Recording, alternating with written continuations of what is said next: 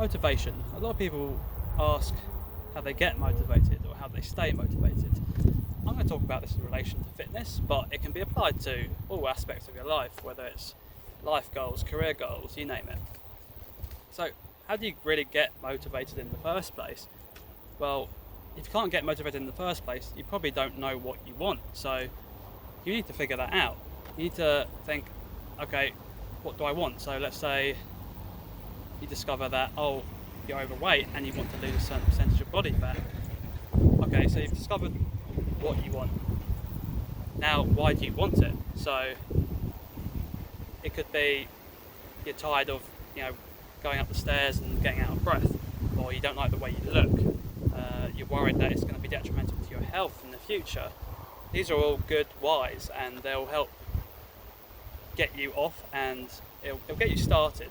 So it might motivate you to get a gym membership and start working out and maybe making healthier food choices. The problem, though, is motivation isn't always going to be there, because it's very dependent on your emotions and how you're feeling at the time. So it's quite fleeting. So you can have it 1 minute and it can be gone the next. And on top of all that, anything that's difficult to achieve takes time, effort, and dedication. And you're often going to have setbacks that's going to take longer than you originally thought, potentially. So when motivation goes out the window, how do you keep on track? Well, that's when discipline comes into play. And it's when, despite how you're feeling and despite maybe you're like, I don't want to do this anymore, you continue going, you try to keep going. And by doing that, it allows you to be consistent enough to continue to make steps towards that original goal you had in mind. Now, you're not always going to succeed in that, because we're all just humans, so even the most disciplined person on the planet will have days where they'll just not feel like it and they'll give in to it. And sometimes that can actually be a benefit, because sometimes you just need a rest, you need a break. You're not a machine. So yeah, it can be helpful at times to actually give in to it, just not on a consistent basis.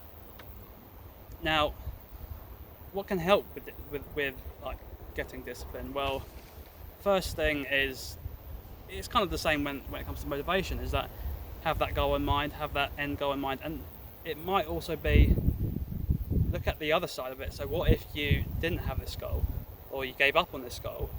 What would be the worst case scenario? So if it's that you wanted to lose body fat and you just gave up on that dream, then it'd be like, if you continue the way you are now, what will you be like in like a year's time? Will you be still overeating and you'll be in even worse shape, and it could be detrimental to your health? So have that worst case scenario in your head, and that might actually help you go the other way towards the original healthier goal you had in mind.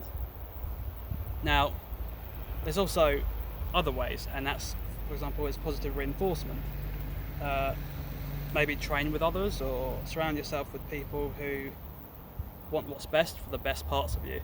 That's not my wording, that's actually a quote from Jordan Peterson. It's something I think is really a great piece of advice, and not just in fitness. You can apply it to any area of your life. You should want people in your life that want what's best for the best parts of you. I think that's a great way to stay motivated and disciplined. Anyway, that's about all I had to say on the matter. I hope people found this useful.